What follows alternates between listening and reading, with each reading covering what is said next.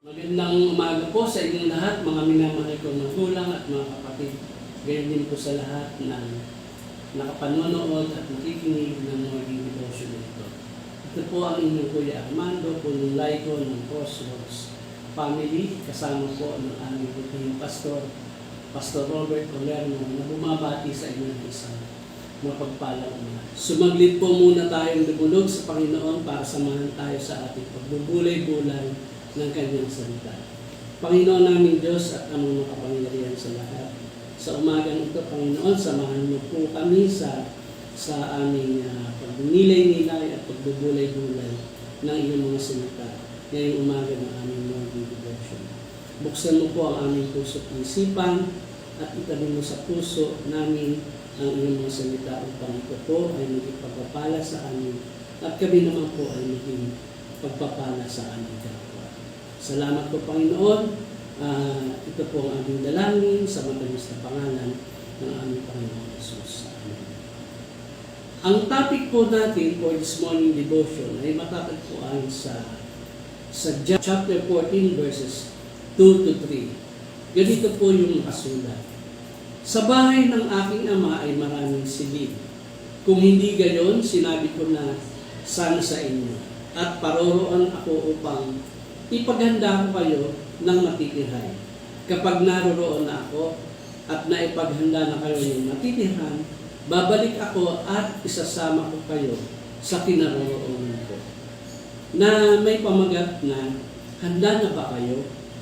Ang nagsabi at nangako nito ay ang ating Panginoong Yesus, na ngayon siya ay nandun sa langit kasama ng Diyos Ama. Doon pala sa langit, totoo pong may kaharian. Kasi kung hindi raw po totoo, hindi na sana niya sasabihin pa. Meron pa bang sinasabi sa Biblia na talagang babalik siya? Sa mga gawa po, kabanatang 1 talatang 10 hanggang 11, ganito po yung nakasulat. Habang sila ay nakatitig sa langit, dalawang lalaking nakaputi ang biglang tumayo sa tabi nila. Mga taga-Galilea, sabi nila, bakit kayo narito at nakatingala sa langit? Itong si Jesus na umakyat sa langit ay magbabalik tulad ng nakita ninyong pag-akyat niya. Ayon sa dalawang anghel, babalik daw si Jesus. At meron ding dinidescribe sa Biblia kung ano ang magaganap sa araw na yon ng kanyang pagbabalik. Sa unang Tesalonica, kabanatang 4, mga talatang 16 hanggang 18, nakasulat po doon, sa araw na iyon, kasabay ng malakas na utos, ng tinig ng arkanghel at ng tunog ng trompeta ng Diyos. Bababa ang Panginoon mula sa langit. Bubuhayin muna ang mga namatay na nananalig kay Kristo. Pagkatapos tayo mga buhay pa, ay titipunin niya sa ulap at isasama sa mga binuhay upang salubungin sa papawirin ang Panginoon. Sa gayon, makakapilig niya tayo magpakailanman. Kaya nga, mag-aliwan kayo sa pamamagitan ng mga aral na ito. Tatanungin ko po kayo ngayon, mga kapatid. Gusto niyo bang dumating ang ating Panginoong Jesus at isama tayo doon sa kanyang kaharian sa langit? Siguro napapaisip kayo. Maaring sabihin nyo na, Lord, huwag muna ngayon. Wala pa po akong asawa. Magpapakasal pa kami, Lord, wag muna. Wala pa po akong anak. Wala pa po akong apo. At marami pang iba. Pero alam natin na marami po ang nananabik. Marami ang naghihintay sa pagbabalik na ito ng ating Panginoong Jesus para sa kanyang iglesia. Para sa kanyang church at para tayo ay sunduin at dalhin doon sa langit. Hindi natin kayang mag-travel from earth to heaven sa ganitong katawan. Bubuhayin niya muna ang mga namatay na nananalig sa Kanya at tayo na kung dadatnan niyang buhay, babaguhin niya ang ating mga katawan at gagawing katawang panlangit ang tulad niya. Wala nang may sakit at karamdaman, wala na rin may diferensya sa katawan, wala nang pilay, wala nang pipi, wala nang bingi, perfect holy bodies. At sabay-sabay tayong isasama doon sa langit. What is important of all is makakasama at makakapiling na rin natin ng mukhaan ang ating Panginoong Hesus. Yan ang kaganapan ng ating kumpletong muling pagkabuhay na biyaya sa atin ng Panginoong Diyos. That we will live with Him forever. Kung saan siya naroon, naroon din po tayo. At kung saan siya pumunta, pupunta din po tayo doon. Bumalik man siya sa mundo para maghari, kasama rin tayo sa Kanya to rule and reign with Him. Ganoon po tayo kamahal ng ating Panginoong Hesus. At dahil sa pagmamahal na yan, pinagtatagal pa niya muna ang konti pang panahon kung kailan siya muling babalik. At yan po ay para sa kabutihan ng lahat. Sa unang Timoteo, Kabanatang 2, mga talatang 3 hanggang 4, ito ang mabuti at nakalulugod sa Diyos na ating tagapagligtas, na ang ibig ay maligtas ang lahat ng tao at makaalam ng katotohanan. At isa pang nakasulat sa Biblia, sa 2 Pedro, Kabanatang 3, talatang 9, ang Panginoon na hindi nagpapabaya sa kanyang pangako, tulad ng inaakala ng ilan. Hindi pa niya tinutupad ang pangakang iyon alang-alang sa inyo. Binibigyan niya ng pagkakataon ang lahat na makapagsisi at magbalik loob sa Diyos, sapagkat hindi niya nais na kayo ay mapahamak. Ito po ang kahanga-hanga sa ating Panginoon. Hindi niya tayo hinahayaang mag-isip-isip kung ano-ano sinasabi niya ang mga dahilan. He is delayed His coming for us for some good reasons. At yan ang nagdadala po sa ating kaisipan at sa ating pakiramdam na pumanatag and rest securely in the character of our loving Savior, Jesus Christ. Everything that happens exactly when God planned it to happen. God keeps His promises, and He will be back, and it will be just at the right moment, because God's timing is always right. So what is the church to do? The church must always be ready all the time.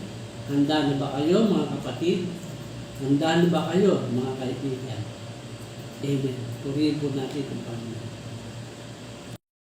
Good morning po. Purihin ang Panginoon sa buhay ni Kuya Mandy para sa kanyang morning devotion para sa umagang ito ng Wednesday, October 9. Tayo po ay dumako sa prayer time. Tayo ay manalangin. Pinupuri ka namin at pinasasalamatan sa umagang ito ng Wednesday. Isa na namang edisyon ng morning devotion ng aming natunghayan sa pamamagitan ng iyong anak na si Kuya Mandy. Salamat po Panginoon sapagkat niremind kami nito na paghandaan hindi lamang ang mga bagay na nakikita, lalo tigit ang mga bagay na hindi nakikita. Ibig sabihin po yung mga bagay na pangwalang hanggan. Salamat po sa buhay ng iyong mga anak na patuloy na nanonood, nakikinig sa mga oras na ito. Ano man po ang panalangin ng kanilang puso ay patuloy ko pong ipinagpipray sa kanila.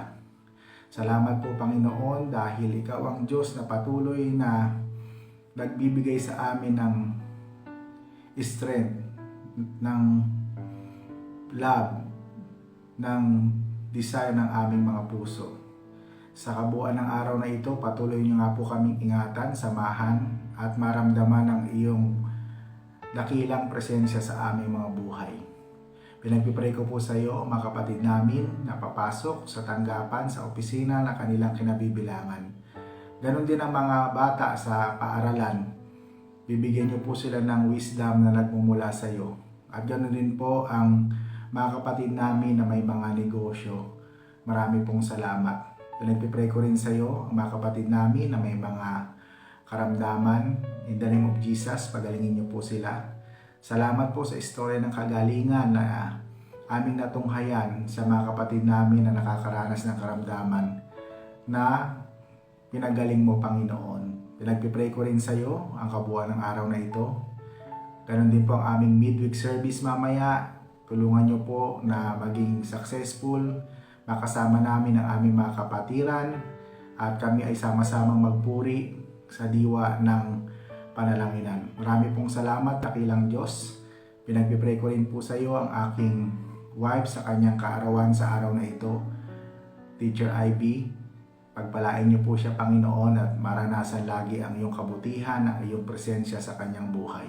Marami pong salamat, Panginoon. Pinagpipray ko rin sa iyo ang lahat ng mga nakikinig, nanonood sa mga oras na ito. Ganoon din po sa aming multimedia team sa pangunguna ng aking kamanggagawa, Deaconess Risa Amasona, sa pagsasaayos ng aming morning devotion. Marami pong salamat, Panginoon. Sa iyo kami patuloy na nagtitiwala at umaasa dahil kung wala kami sa iyo, wala kaming magagawa. Ito po ang aming panalangin sa pangalan ni Jesus na aming Panginoon. Amen. Kaya natapos na naman tayo para sa isa na namang edisyon ng morning devotion para sa umaga ito ng Wednesday, October 9, 2024. Salamat po kay Kuya Mandy sa kanyang magandang morning devotion. At ganoon din po sa lahat ng mga nanonood, nakikinig sa mga oras na ito. Salamat po sa inyong mga buhay. Patuloy tayong magkita-kita, magsama-sama, at patuloy na magpuri sa Panginoon sa pamamagitan ng morning devotion na kung saan magbibigay sa atin ng lakas, ng gabay sa kabuuan ng ating mga araw. Binabati ko rin po pala ang aking wife sa kanyang kaarawan ngayon, Teacher Ivy. Happy birthday, God bless sa iyo. Ito po ang inyong lingkod, Pastor Moses. Lagi nagsasabing ang Diyos ay mabuti, hindi lamang noon, ngayon, kundi sa mga darating pang panahon. Hanggang sa muli, God bless everyone. Paalam!